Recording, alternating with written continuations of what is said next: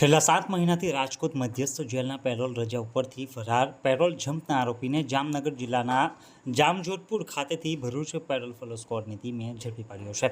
Bharuch એલસીબીના police inspector MP વાળા તથા parole follow squad ભરૂચના પોલીસ સબ ઇન્સ્પેક્ટર ડીએ તુરનાઓના માર્ગદર્શન હેઠળ પેરોલ ફોલોની ટીમ ભરૂચ જિલ્લા તથા જિલ્લા બહારના પેરોલ રજા ઉપરથી ફરાર પેરોલ જમ્પ આરોપીઓને પકડવાના પ્રયત્નો સંદર્ભે પેટ્રોલિંગમાં હતા.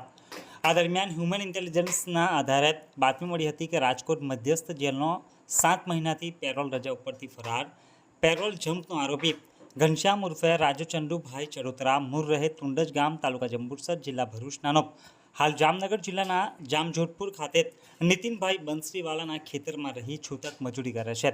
જે બાબતોની ચોક્કસ બાતમી મળતા પેરોલ રજા ઉપરથી ફરાર પેરોલ જમ્પ આરોપીને પકડી પાડવા પેરોલ ફોલો સ્ક્વોડની એક ટીમ ઉપરોક્ત બાતમીવાળી જગ્યાએ જવા રવાના કરેલ હતી અને બાતમીવાળી જગ્યાએથી સદર આરોપીને ઝડપી પાડી રાજકોટ મધ્યસ્થ જેલ ખાતે સોંપવામાં આવેલ છે.